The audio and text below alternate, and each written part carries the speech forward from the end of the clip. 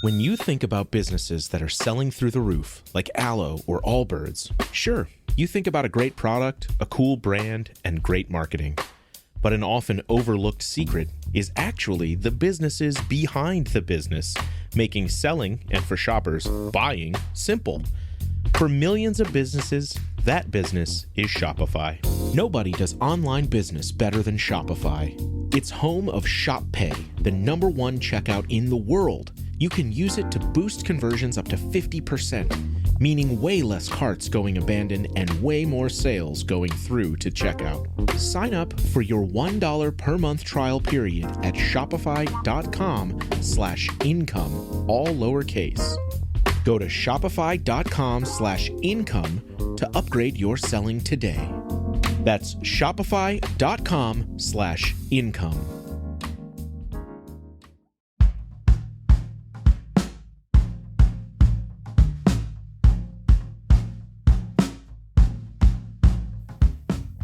We would like to wish a happy 8th anniversary to our longest sponsor, Shop Tour Bus. That's right, everybody. Go to shoptourbus.com or at ShopTourBus over on the Instagrams and check out all the dope designs our friends over at Shop Tour Bus are putting out. They make hand-screened apparel and merch inspired by the band Beyond Description, The Grateful Dead, and it's all uniquely packaged and shipped with love from Bridgeport, Connecticut. And they are celebrating 8 years. They have a new design out, Mountains of the Moon. And they also have what I think is very cool, the coffee mugs that they have. They have so many different things. You got to go over and check out their shop and get yourself something. Yeah, man. They come in a hand-designed, one-of-a-kind box. Some of those boxes might even have a Miracle Grateful Dead bootleg cassette tape on the inside. You never know, and you can't find out unless you order something. And they're hooking the No Simple Road family up with free shipping when you put in the promo code No Simple Road. All one word. Hey, bet you didn't see that coming, Nope, did you? we didn't even see it coming. No. All right, so help them celebrate by going and ordering a little something for yourself, a new t-shirt, a hoodie, a dope trucker hat, a cup, you know, the things that we all use and love and wear, all that stuff. When confused, get it all. Or listen to the music play. Either one. Shop Tour Bus. No Simple Road. Yeah, here we go. I know the road may seem to go on forever and a lifetime.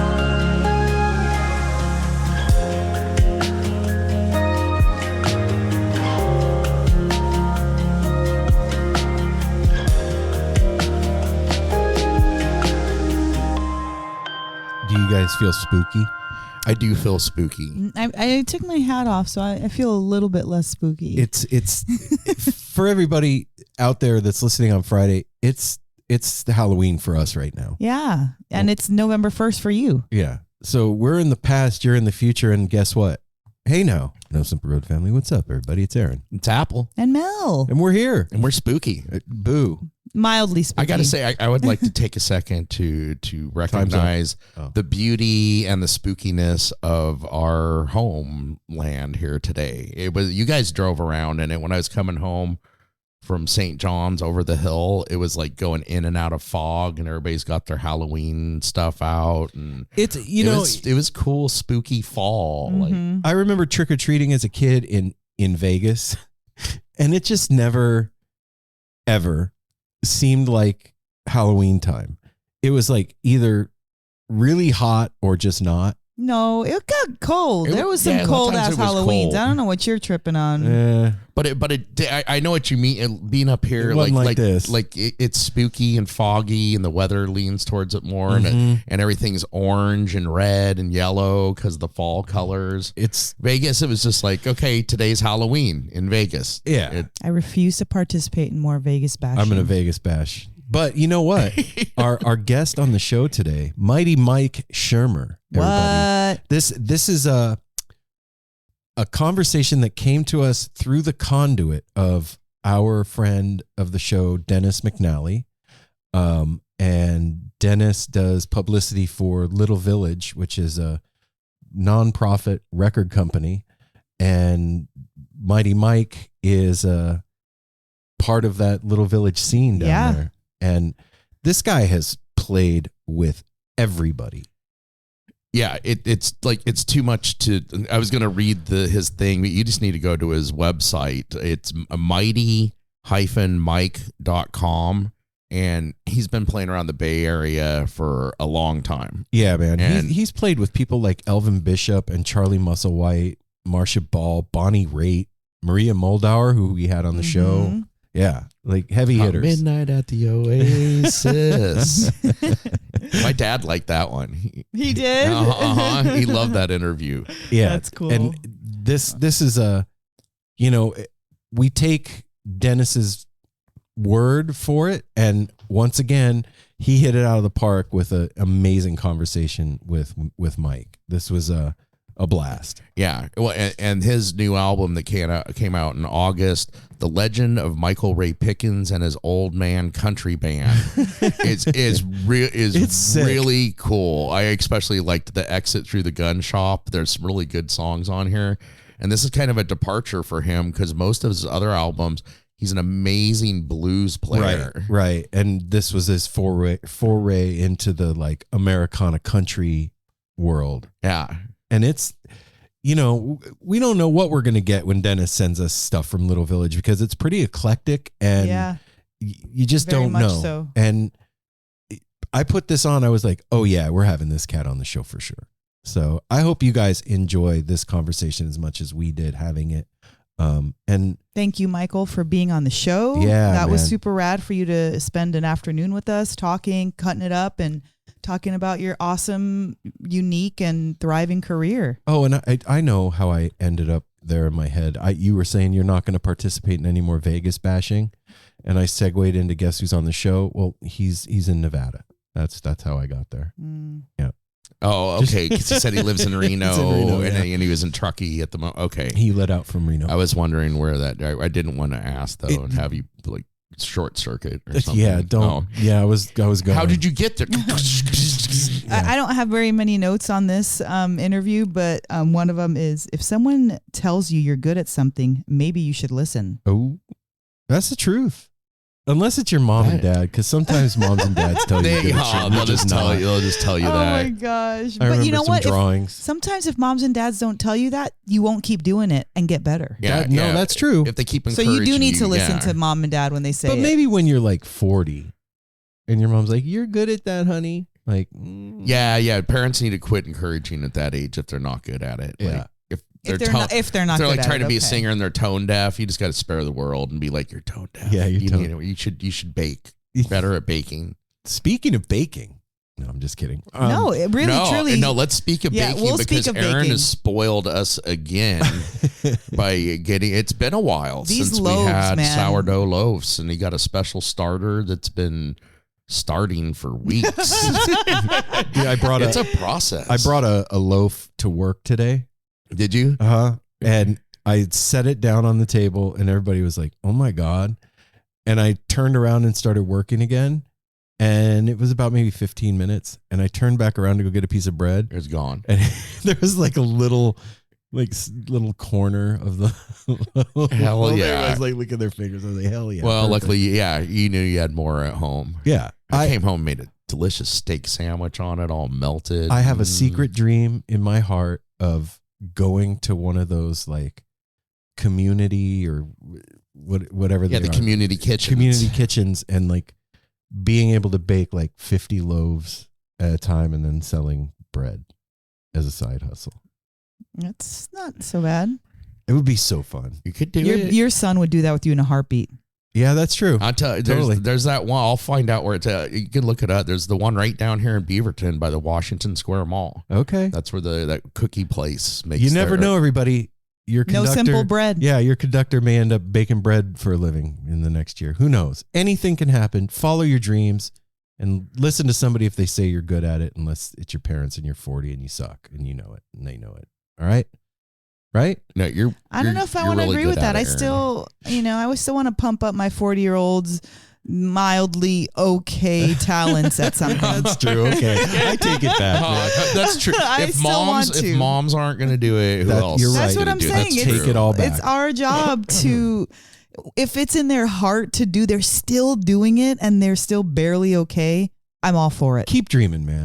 I'm all for it. You're right. What if on that last, I don't know, you're going to put it down and then all of a sudden you just freaking start shredding. Yeah. Or you start, you come out of the woodwork with something. You never know. And mom's encouragement is usually the best. A few weeks ago, I said that to my mom joking. I was like, I want to be like in my 20s again. Me too. And she was like, well, who knows? Keep trying really hard. You never know. So see, that's an instance when you don't listen to your mom. But you never know. With medical advancements and things. Shut up. My mom's encouraging me. Hey, everybody. I'm 20. Follow No Simple Road at No Simple Road on the social media platforms if you don't already. And you can go to www.nosimpleroad.com, get No Simple Road merch there. You could sign up for the newsletter.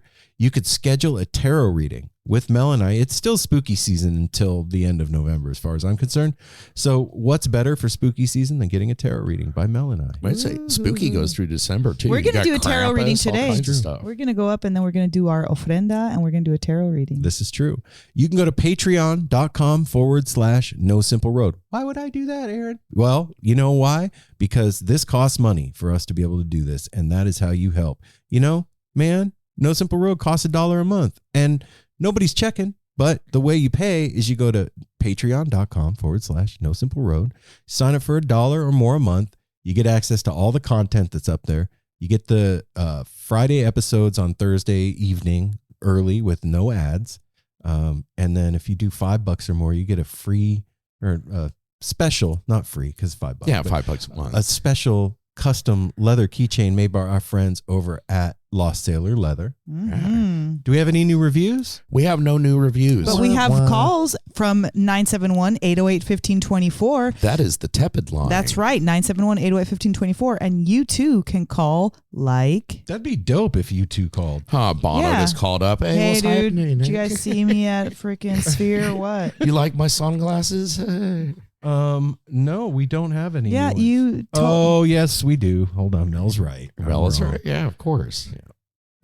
Hey, No Simple fam. This is David from California. Hello, David. Hi, I'm David. just calling to say hello. Hello. And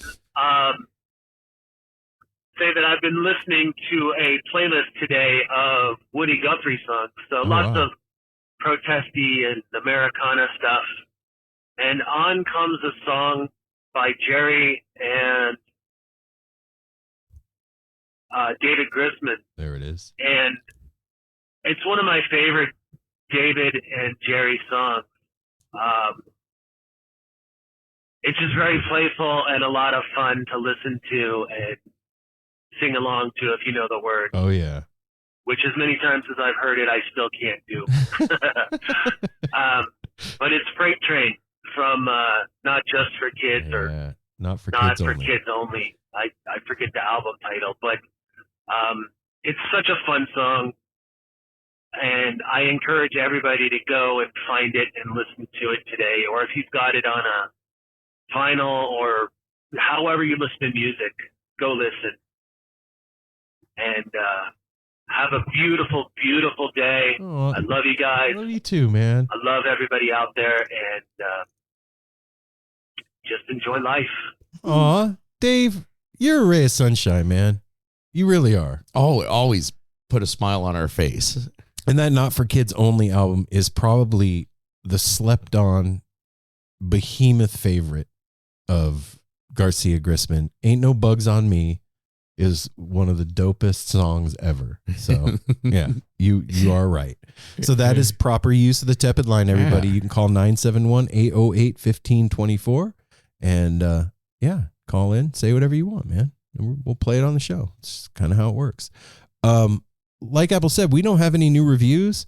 You got time for October right now. You could be the you October do it today. Yeah, you could be the October. Oh no, you don't. It's November now.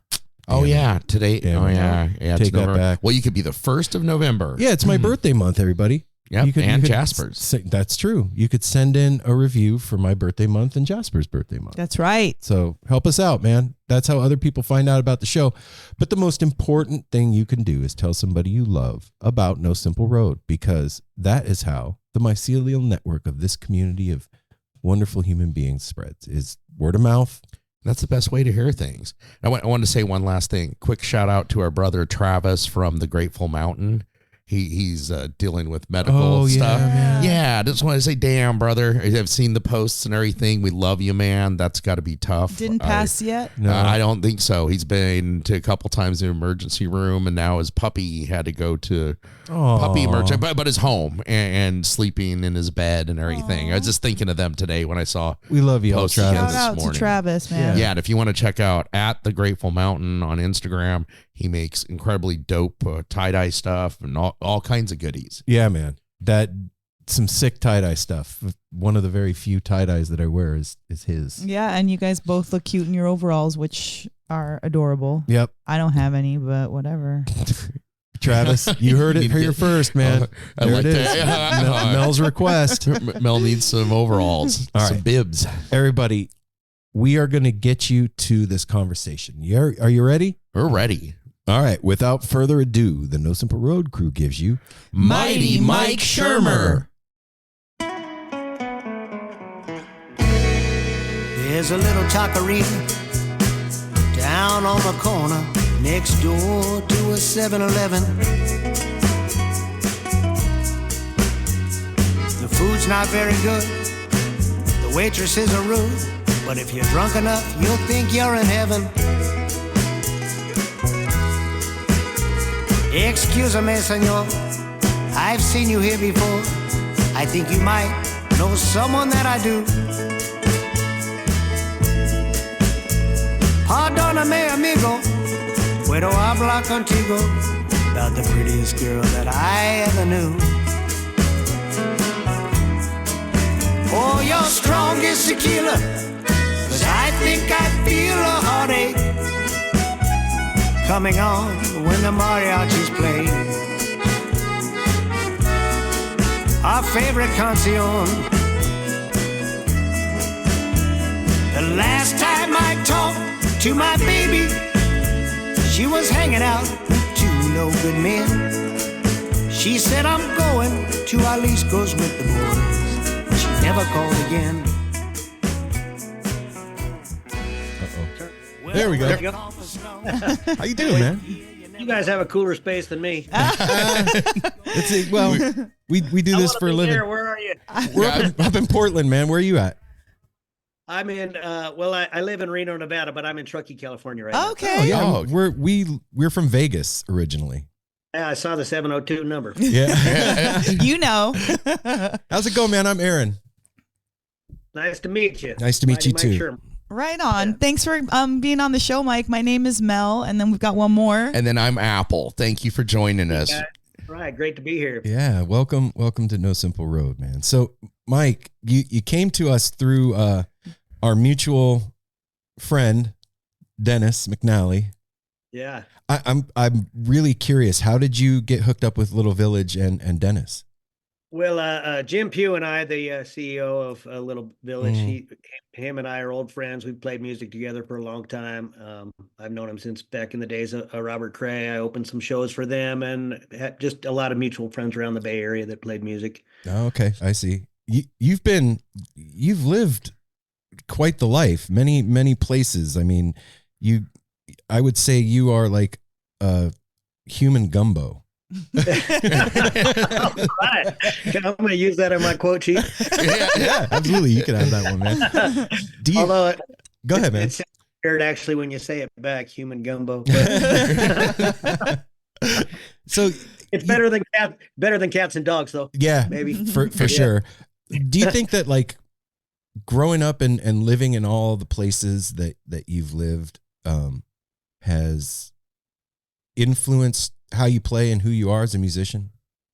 Definitely living and also traveling. I've played in all 50 states and 25 countries, and been a fan of music for so long. And we always, especially when I was younger and on the road, we'd always, anytime we had any night off, anything, we would always go out and hear music, even when we weren't playing music, and hang around for all the bands at the festivals and try to stay the extra day and all that stuff. Yeah. So, I'd say it's all a combination, but it seems like it just found a home. Anytime I'd hear good music, it would find a home in my heart and in my soul. Cause there's kind of this thing, like once I got into, well, even early on, my sister was a big influence on me. She listened to a lot, my oldest sister, I used to sneak out and watch the midnight special with her. And, she was into the Dead and Neil Young and Bob Dylan and Little Feat. And those were kind of my early influences. I was in a rock and roll band that wanted to be the Stones. And then I moved to California with sort of all that and a lot of guitar rock influence. Hendrix and the Allman Brothers and the Dead, of course, and moved out to California with that. And then I started here, and then I heard Albert Collins when I was 18 years old, and I took a deep dive down blues and all the related stuff. So I was just thinking this morning about all the bridges I had between, like, Albert Collins was sort of the bridge between rock and blues, and then Jimmy Smith was the bridge between blues and jazz, and Willie Nelson was the bridge between blues and country music, and so just various bridges, and I've always just wanted to explore those. What was it about seeing music for you that was the thing that kept you going back? Really just the feeling, anybody that played with feeling, like that's kind of, I think, all the different influences, even more than the places I lived, is that there's this connection of feeling. And I call it, I call it all blues. Really, it's all like anything that's played from the heart. That's the blues sort of sprung a lot of different kinds of music, but then there's this connection. Even when you hear reggae music or African music, or it can be Eastern European folk music or whatever, if it's played from the heart and it's real and played on real instruments by real people, it tends to connect. So. Oh yeah, that's what we've always said. Like you can't get up there live music and fake it. People see right through. You got to have your heart in it, just like cooking or anything. And man, there's the music business and there's the entertainment business, and sometimes they go together. And whoa, sometimes. But I've always leaned more towards the music side of things than the entertainment side of things. But you, like, watching you on some of the things, there's definitely a performance aspect to it as well. Oh, absolutely. I think getting the crowd involved is an important part of it. But I think the music, it can't be done at the expense of playing your instrument well and being good at what you do. Well, we're in a completely different timeline right now. I mean, what you're talking about, we're seeing the evolution of something completely new happening right now, that with, this AI music and, the ability to use a computer to create music. And so it's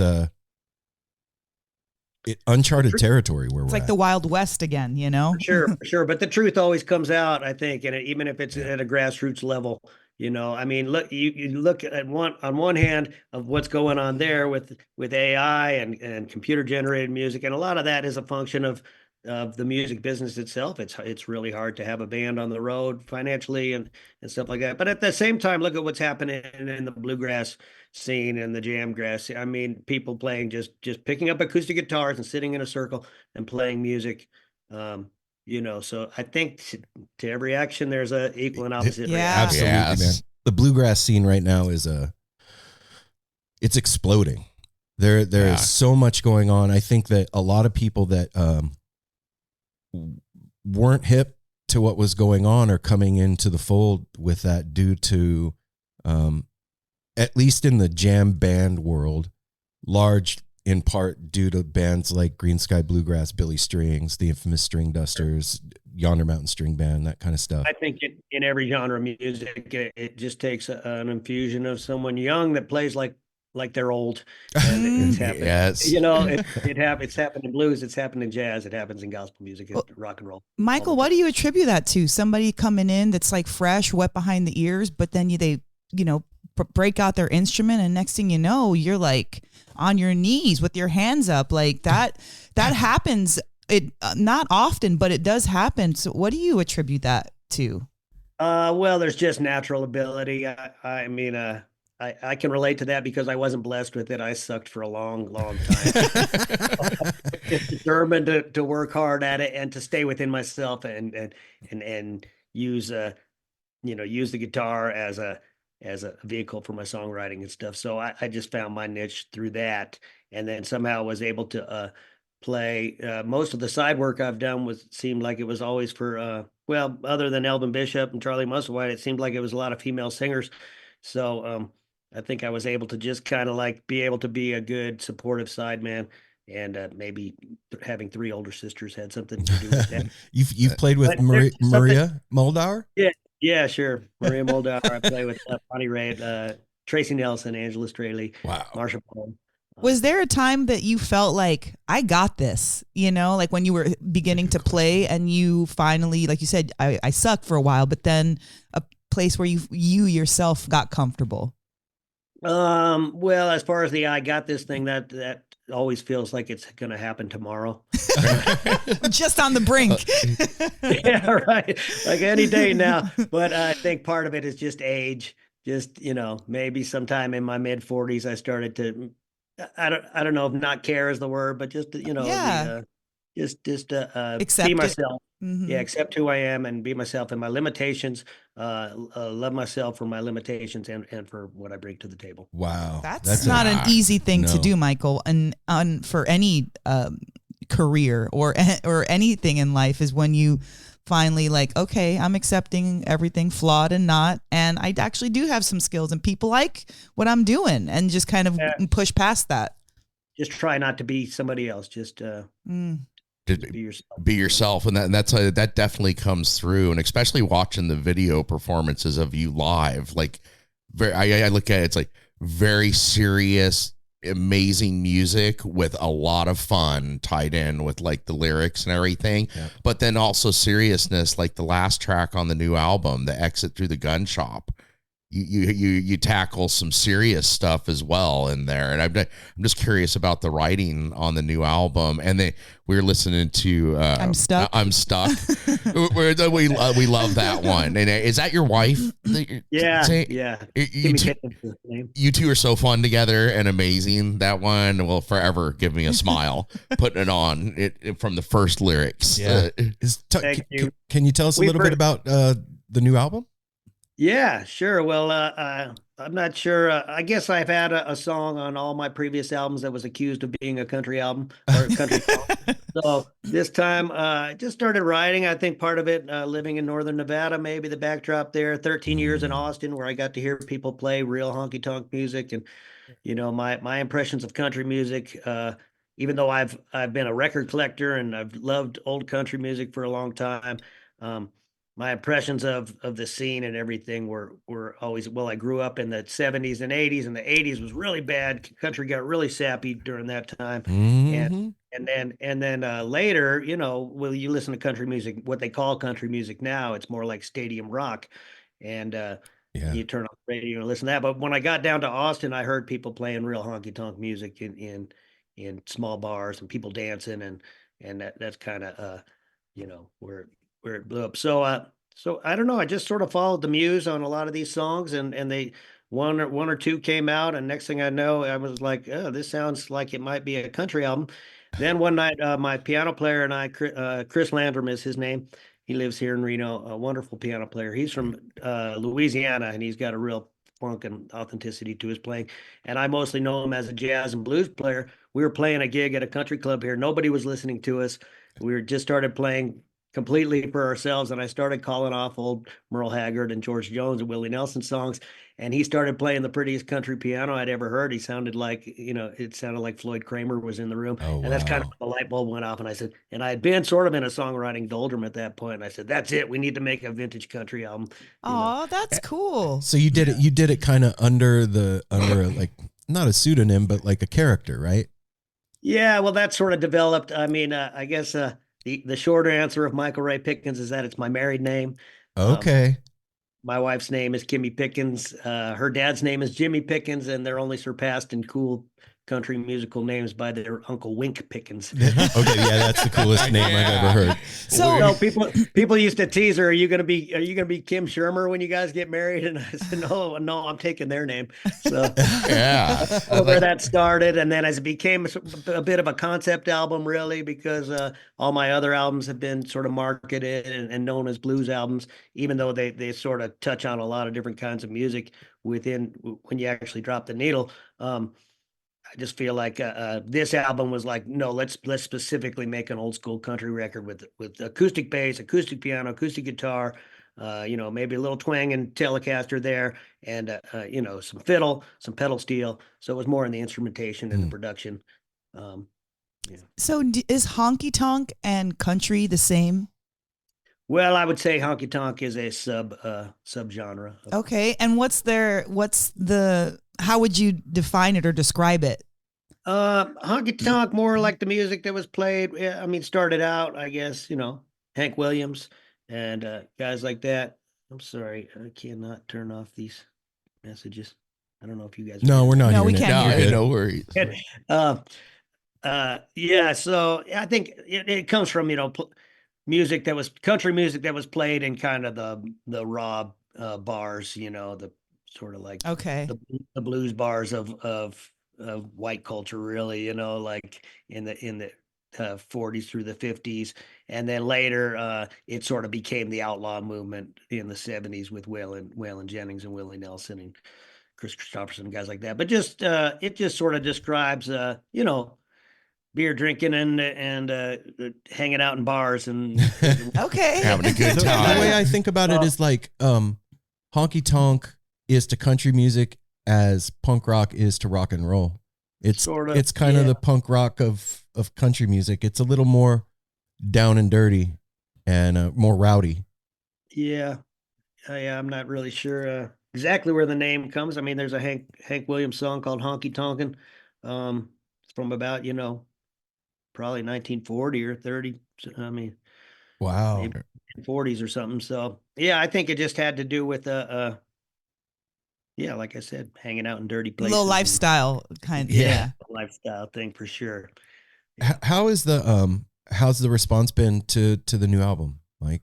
It's been great. It's really been great. It's been great to through Dennis meeting, people like you guys and people that are open to I did get some pushback from some of the blues community. Whoa.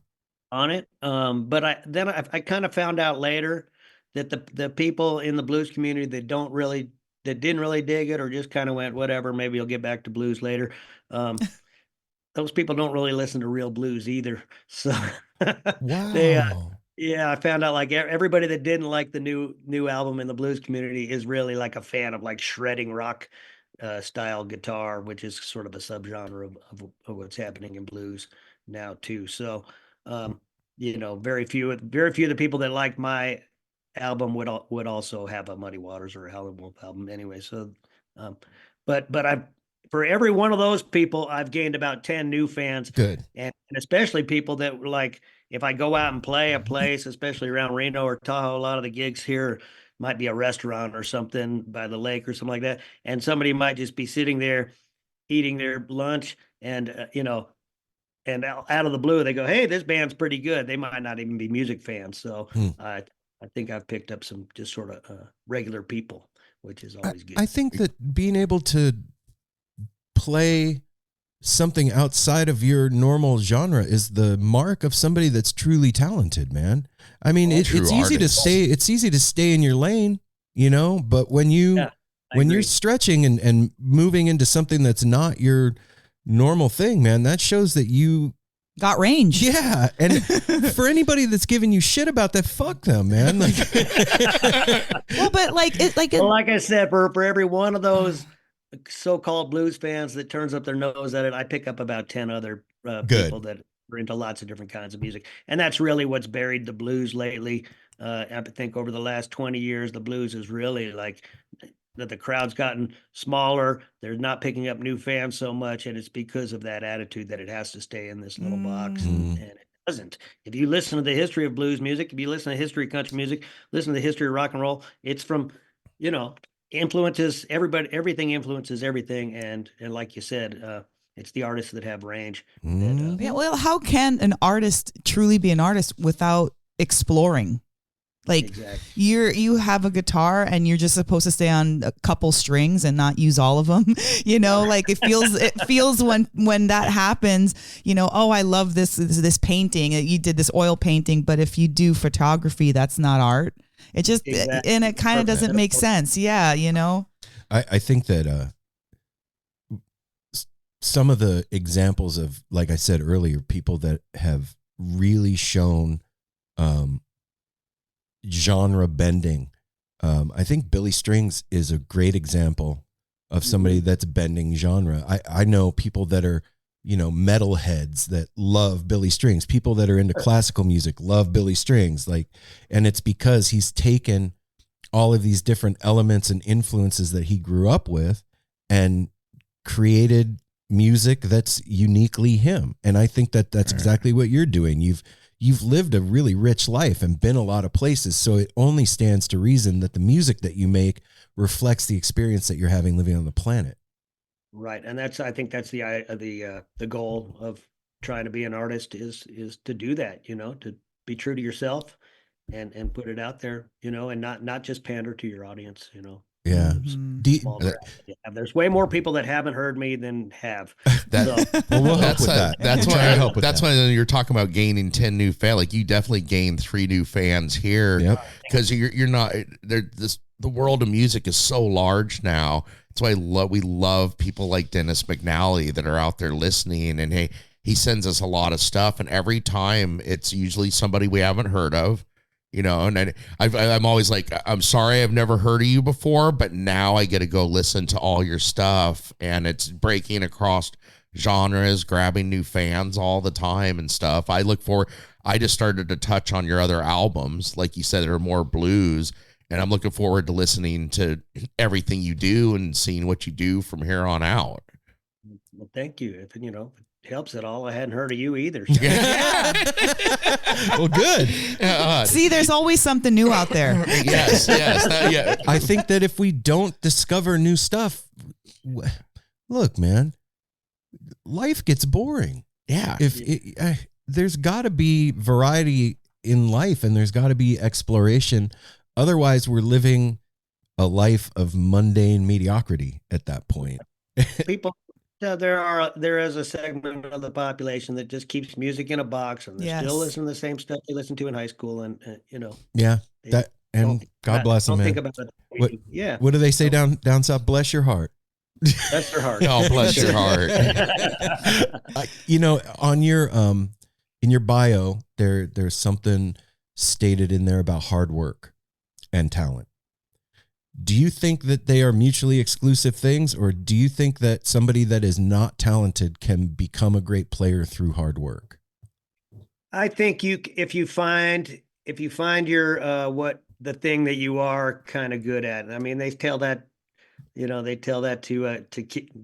you when you're a kid. Like, you know, you try everything, be exploratory, and get out there and try everything. But if somebody tells you you're good at something, you should listen to that. You know. If you write a really great email or a social media post promoting your gigs, but you don't actually play that good, well, maybe you're a publicist instead of a musician. You know, at some point you kind of need to. At some point you need to listen to that. It doesn't mean the beauty of music is there's enjoyment of it on a lot of levels. Like you don't have to be touring, you don't have to be making records.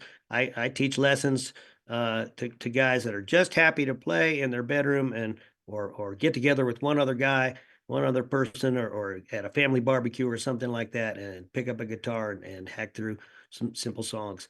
I mean, that's the beauty of music. You can really, you can have a lot of enjoyment out of it on a lot of levels. Yeah, it's personal. It brings joy to everybody. I always think like looking at a kid, you look like a 4-year-old kid banging on the pots and pans.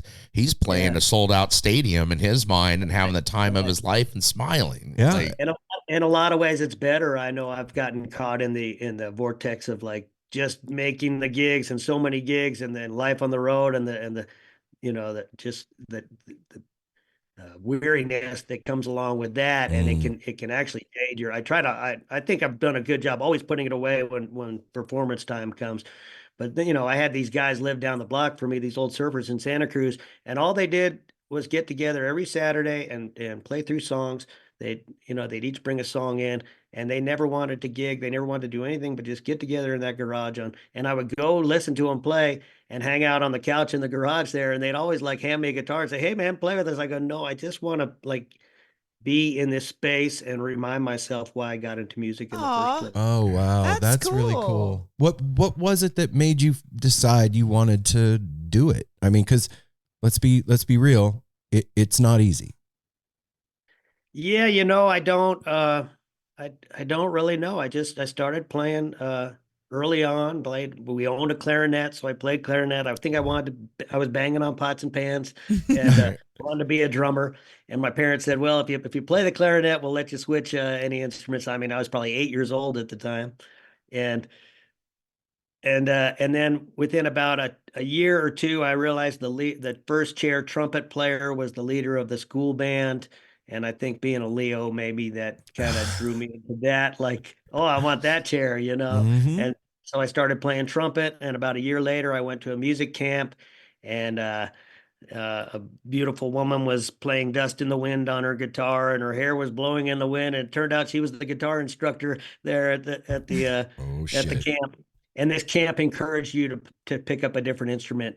And you actually you would pick up a new instrument on Wednesday, and you would give your first concert on Sunday. That's Oh wow, That's awesome. yeah. yeah.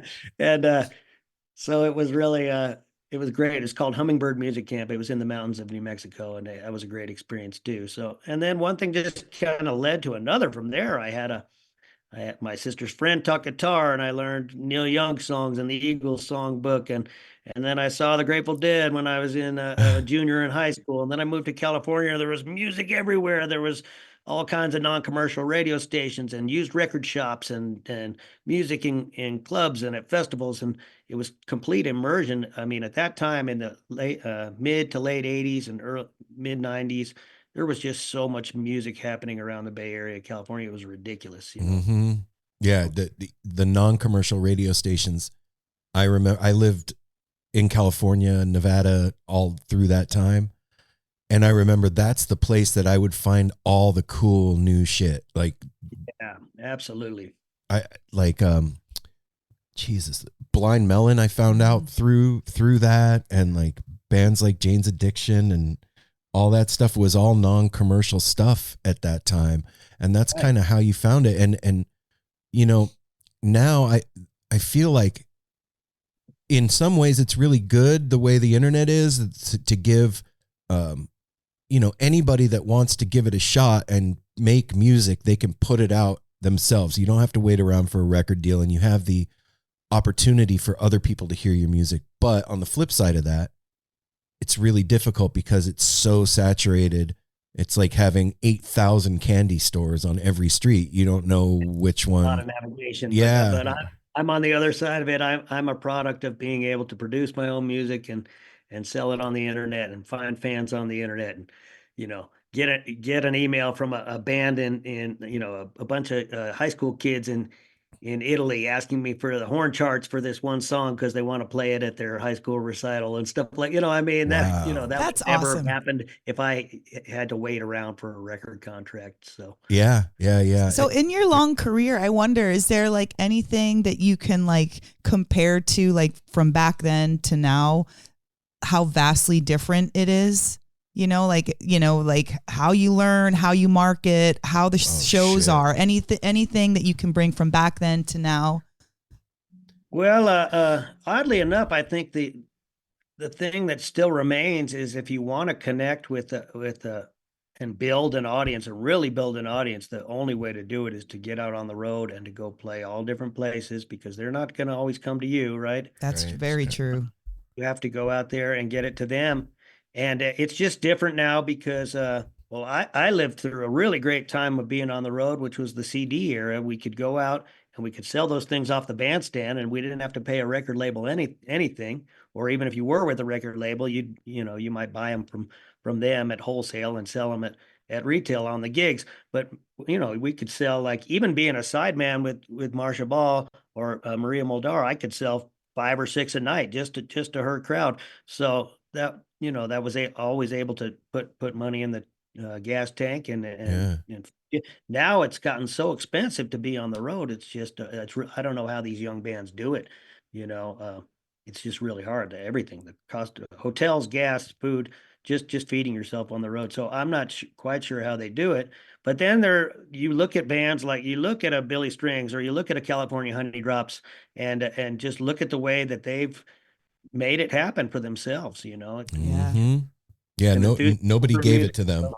Well, yeah, where there's a will, there's a way. That's true. I think, we talked to a lot of up and coming bands on the show, and what I'm seeing, at least since COVID, is that bands are doing shorter tours. They're doing like runs, maybe 10 shows, 8 shows, so that they're not out on the road for a long stretch, and they're able to make it work because it's shorter. And then they're, kind of playing at home. Touring smarter. We hear all the time, instead of harder, smarter.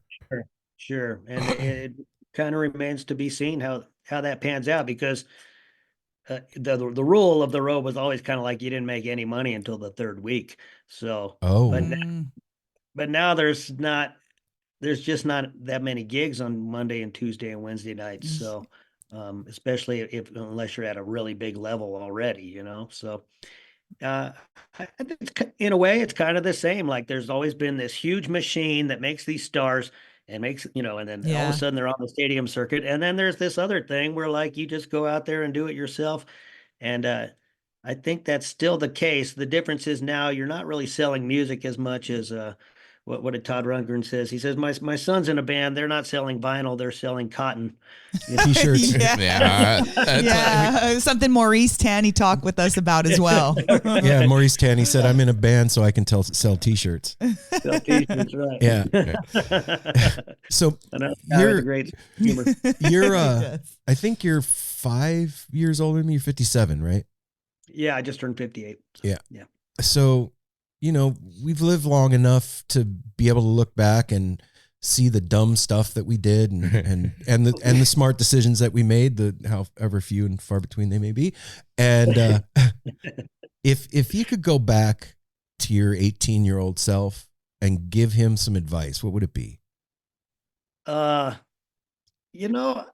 be honest, I don't know that I would do anything differently. That's a great answer. I mean, there were nights I would have taken back for sure. Maybe a few tours I've taken that that maybe didn't work, but you never know at the time. Yeah, boy, I don't really have any regrets. I've been charmed with one gig always led to another, and whether I was playing a side guy or, I mean, I could have put more time into being Mighty Mike Schermer and being, really getting out there and promoting my own music more than I mean, I sort of had this. I still do. I mean, I do much more of my own music now than play anybody else's, but I think the combination of being a side guy and a front guy throughout my whole career has really like given me a good window and a good view of both sides of it. Like I think I'm a pretty good side guy because I know how hard it is to be a front person, and I kind of feel like it should be like one of those reality shows where you switch jobs with your boss, because Yeah. the average drummer and bass player especially have no idea how hard it is just to get one gig and get 5 people together in that same place at the same time and make it all pull off and make get paid and everybody get home safely. It's an nearly impossible task. Yet I've been on 8,000 of those that have all managed to work out. So you clearly believe in miracles, Michael. Is this true? Because I just wonder if there's one that you can share with us throughout your career, something that happened to you that was like kind of unbelievable to yourself, like how did this even work out? In a good way or a bad way? Either way. Because because I certainly have some some of the latter. It got a little dicey at times, but situations that I got myself into, but just being naive. But at the same time, yeah, like I toured with a great soul singer named Howard Tate. Howard Tate, he only had a couple albums out, but they were very influential, especially the first one. It came out in the '60s on Verve. It was a guy named Jerry Ragavoy that did the production and the songwriting. The original "Get It While You Can" that Janis Joplin did was on there. "Ain't Nobody Home," which was covered later by B.B. King and Bonnie Raitt. A bunch of hits that were covered by other people, and he came out to play the San Francisco Blues Festival, and we did some other gigs. And next thing you know, we were his touring band, and we were going to Japan and going to Europe. And one night we played the Cognac Blues Festival. It was in a I don't know, 3,000-year-old Roman amphitheater. Whoa. No, it was in a beautiful setting. And we ended up, half the band was like, well, you guys can stay in town at the hotel, which everybody got their own room, and that's fine. Or we need a couple of you to stay at the quote unquote band house. And which is sometimes can be a little dicey because you don't know what that's going to be. It could be some backyard shed for all you know. So we go there, and it turns out to be the private guest mansion of the Hennessy family. Whoa. And designed after they actually took the design from a southern plantation, and they brought the things back, and they built this in just the most beautiful setting in Cognac, France, and we're overlooking this lily pad covered lake, and there's this beautiful manicured spot, and we walk back there, and they have a full spread in the back. There's only 3 of us. And there's like more butlers at this place than anybody else, and they're bringing us like these $500 bottles of cognac and Cuban cigars. And we've got a brick of hash that we bought in town, so we just ended up staying up all night, Wow. Can we live here now? Yeah. Wow.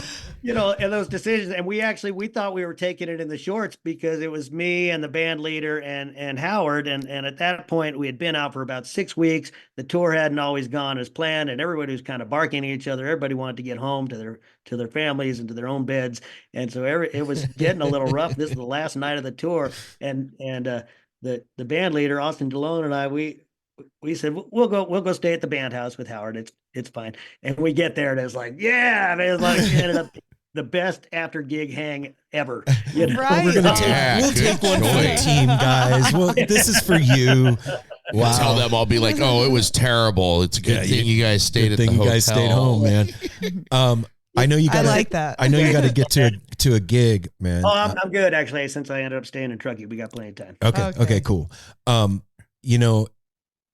Going out on the road, like you're talking about, you never know what's going to happen, man. And then now things are, weird. The world that we live in today is a much different place than it was 20, 30 years ago. Do you still do the touring thing, side gig stuff, and your own? I've been basically off the road for the last 2 years. When COVID hit, that was the first time I'd woken up in my own bed for 90 days in a row. Since I was 23 years old. Well, and I think I kind of liked it because, Kimmy and I have been together 7 years, and it's probably the first time in my life I really wanted to be home and be with somebody. So that part's been great. And so we ended up, I went back out on the road with Marcia Ball after that. And I know all of us were like, yay, gigs again, and we can go back out. The minute I got out there, I was like, I don't want to be in a hotel room in Des Moines right now. I want to be home. So, we kind of love playing the gigs. I love meeting new people and bringing music to people and putting smiles on faces. But, I'm 58 years old, and I really enjoy being at home.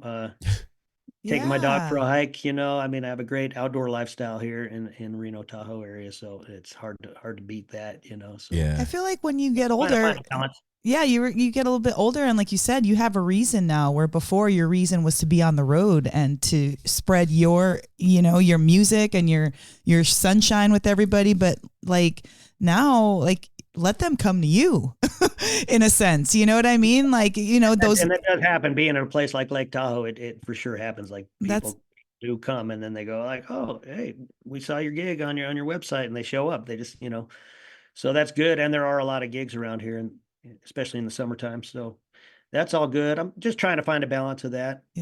I think that's a part of life is trying to find the balance. Yeah, and then it's so beautiful, that whole area up around there. Like we just went, what was it, like April, March, April. We got invited to come up there to Winter Wondergrass up in Tahoe. Yeah. One of my favorite festivals. We love going to festivals, but they're usually always during the summer.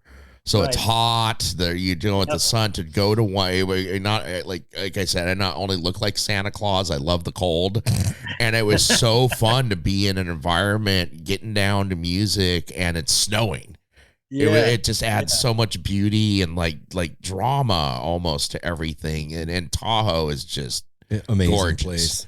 Yeah, I was gonna say they rarely had a winter wondergrass when it was too hot. Yeah, it was coming down. Yeah, the Reno Tahoe area really has kind of exploded musically. I see some, that State Line venue. There's some, you guys get a lot of acts coming through that place. It's becoming a great spot for people to tour through. So there's that. We do get a lot of touring bands come through, and just the local scene has been, it's much to my surprise, because I've had ties to the Tahoe area for a long time, and I've lived in Truckee a couple times in my life, or ski bumming and stuff like that. So I have been around, but Reno has really kind of taken off. It's one of the few towns in America. Maybe I shouldn't say this on the air, but it's actually getting better instead of getting worse. It's still on the up. Like, gentrification can kind of get better until it can really fall off and get worse. So it still has a bad reputation, and it still is a kind of a seedy town. So that's kind of keeping a lot of people away. But I feel like Reno has an element. I mean, obviously a lot like Vegas, but it feels like every time I've been to Reno, it's like going back in time in Vegas years ago. Yes. So you guys are like, it's still in that sweet spot where it's kind of cheap, and you can make a living there, and you can do your thing. And because we moved to Portland 8 years ago, and I feel like right when we moved here was the tipping point of when it stopped being like that. Like before that, you could come here and it was cheap, you could get a house, all that stuff. Now forget about it, man. Like it's tough. It's tough to make a go. And Seattle, Austin, Charlottesville, Asheville. Once we've heard of them, it's probably over. I have a song about that on my album called Dale Watson Moved to Memphis. Yeah. The other one on the album, it's the first track on the album, there's a song about that. It's second track. Is it second? Yeah. For sure. Like it always so good. It always blows my mind that anybody can write a new track now.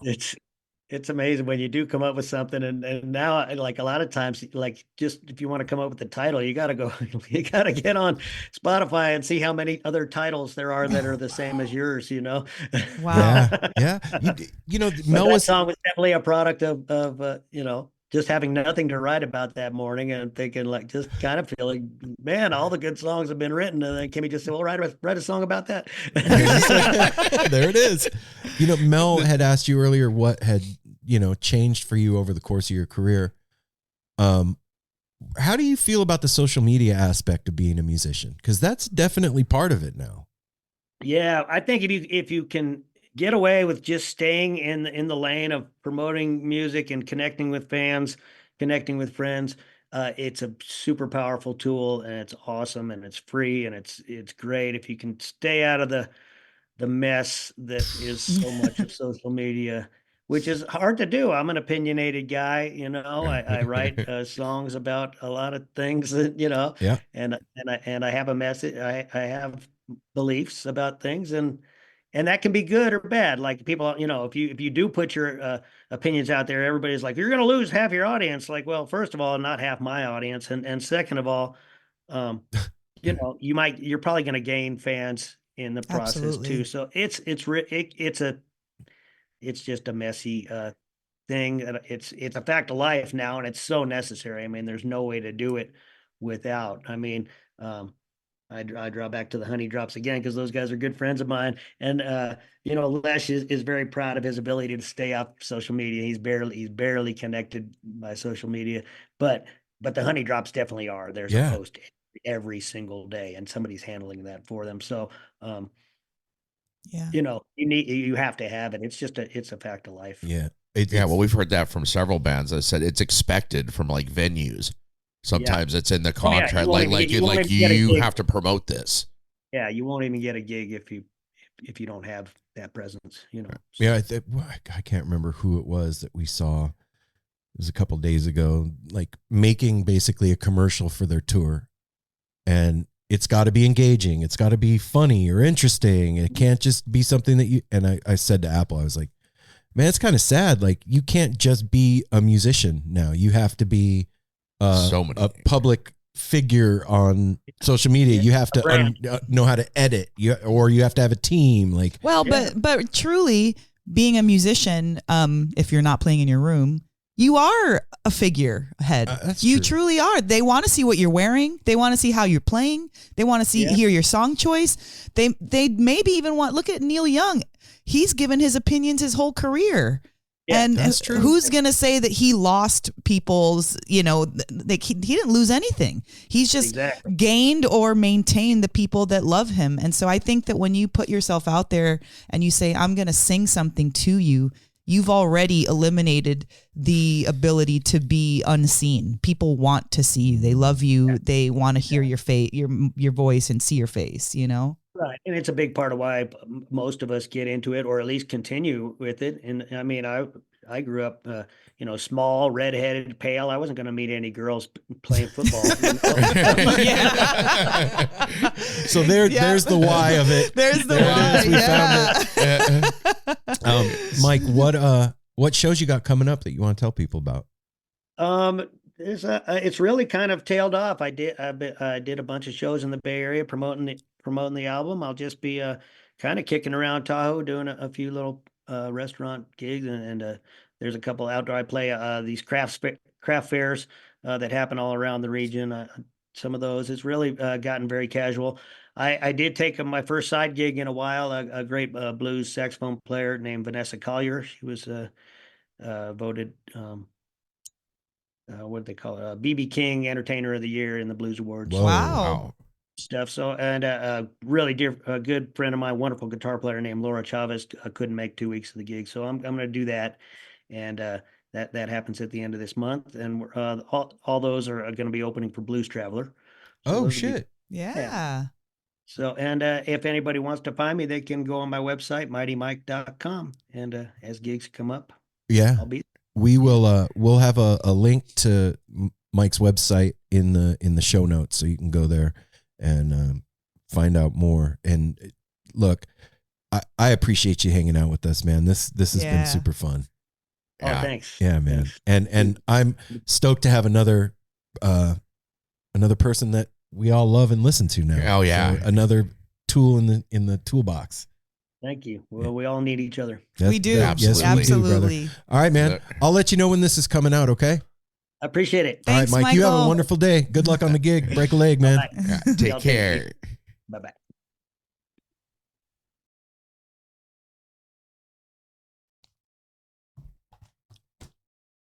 How cool. Yeah, right? Yeah. Yeah. Dope human being. Well, I'd like another one. Like again. Thanks, Dennis. Yeah, Dennis. Every time Dennis, a lot of the people that we work with, like publicists and stuff, know us so well, and they know what's gonna fit. Yeah, they know what we like and what's gonna fit, and like that. That was really fun conversation with Michael, and I just love it. I have to keep myself from saying. I love accent. His accent. There was an accent? Huh? Yeah. For real? Yeah. I didn't catch it. Oh, yeah. Yeah, he's got a great accent, that kind of southern drawl, kind of comforting. Reminds me of my mom's side of the family, like relatives from Texas and stuff. It's just down home, I guess I just comforting. It's even in the way he sings on the album. Yeah, okay, I guess. Yeah, yeah. It's a California accent. Yeah. So, but now everybody's heard that, like, this new album. I'm looking forward. Like I said, I just touched on one of the blues albums because completely different. Right. Yeah. That's something that people need to know. He's a hell of a player. Yeah. And then this new one, like he said, is all about like playing for himself and having fun and doing something different. And It's He reminds me of Don Henley a little bit. okay. All right. I could see it. Just his face and kind of how he talks a little bit. That's why I just told Eric I love his voice, like the accent. It's not real heavy, but it's there. It's comforting. I didn't catch it. I don't want to say it's not necessarily an accent, but just his tone, tone of voice, like how he speaks. You know, that's something I want to tell everybody that's listening to the episode is that like you heard a little bit of one of his songs at the beginning of the interview, and then that's what you think this artist is all about. I would urge all of you to go like on YouTube and go back through his catalog and watch stuff and see who he really is, Mighty Mike Schermer. It's he's a pretty amazing player, man, and somebody that's given his entire life to the pursuit of playing his heart out for other human beings and for himself, too. You know what I mean? That too. You can tell when, at least I think at this point when we're doing the show and we're talking to somebody, I can tell when we're talking to somebody that is comfortable in their own skin. It comes through. Well, his answer to that when you asked about if you could go back to your 18-year-old self, that's awesome to hear that when somebody's like, I wouldn't even like there's that, because that made you who you are, every little bit of it, the good, the bad. Yeah, I think, but like if I could go back to my 18-year-old self and tell me anything, I wouldn't change anything. I would just say, hey man, you don't need to worry so fucking much. Yeah. Relax, man. Or be like, dude, start be listening to Fish now. Yeah. Oh. Yeah, dummy. Dude, my 18-year-old self was a freaking mother of 2-year-old. I wouldn't say shit. Like, I'm already doing it. Like, there's nothing to say. Do you know what I mean? Like, what advice? Like, I was figuring it out at that point. Yeah. Do you know what I'm saying? Like, there's not, I was just meeting you at that. Yeah. Like, there's, you'd have to go deeper. I'd like my 7-year-old self. Go back to give your 7-year-old self advice. Well, everybody, I hope you enjoyed that as much as we did. We will be back on Monday with another episode of the No Simple Road Weekly Rewind. If you're new to No Simple Road, we do artist interviews on Fridays, and on Mondays we do the weekly rewind, which is just three of us hanging out talking about life, what we're up to, and everything else. What we've been up to, what we're gonna be up to, what you're up to, what the world's up to, what the dog is doing. Current events. No current events. We stay out of that. No current events as far as our lives. Oh yeah, that kind of stuff. Not that shit. We'll be back though. Is my point. I think you guys understand what I meant by that. And until then, I would like all of you to take care of each other. Smile at a stranger, man. Safety third. And hydrate. And if you enjoyed what you heard here, recommend it to a friend, family member, somebody you love, or even if it's somebody you're not loving too much, maybe they just need to listen to us and it'll give you something to bond over. There it is. Thanks, Apple. We'll see y'all soon. Love y'all. Peace.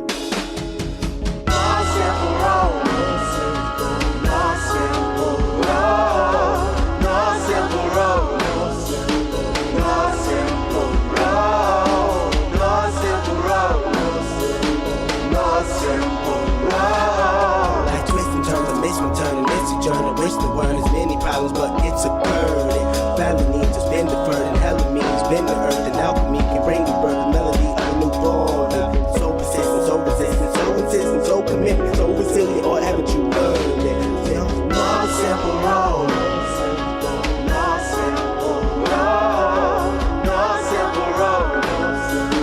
No simple road. No simple road. No simple road. My windshield is shattered as I focus through the spot in the corner that is still intact. The reality is both a defense mechanism as well as a fear. We've traveled this road before, so we may think, but it's a tad bit of strange similarity that feed an A equal A complex. The fears of your past do not equal the perplexities of the current road.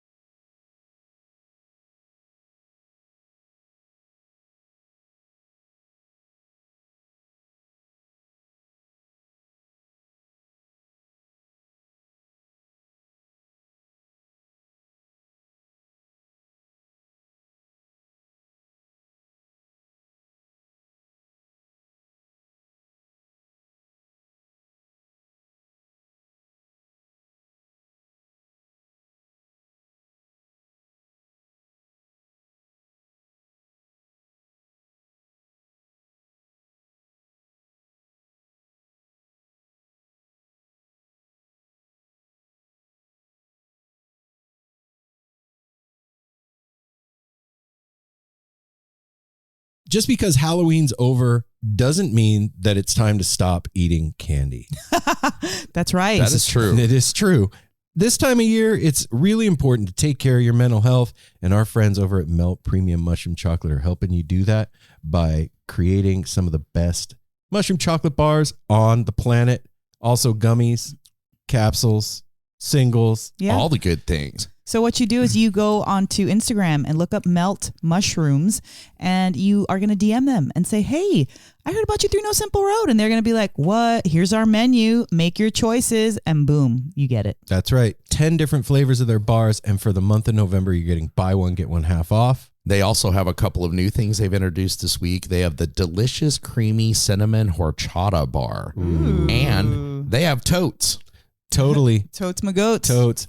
And you know what? Every one of those bars has 4 grams of their sacred mushroom blend inside. And it's going to take care of you, man. Like I said, just because Halloween's over, don't be sad. There's candy in your future. Go follow at Melt Mushrooms. Shoot him a DM.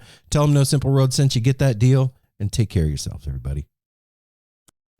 Hi, this is Henry Kay, host of the #1 music history podcast, Rootsland. Come with me on a journey to Kingston, Jamaica, where we explore the world of reggae music and the untold stories of some of the genre's greatest legends. From the ghettos and tenement yards where the music was born, to the island's iconic recording studios. We are so excited to team up with Osiris Media, the leading storyteller in music, because as you'll hear, sometimes the story is the best song.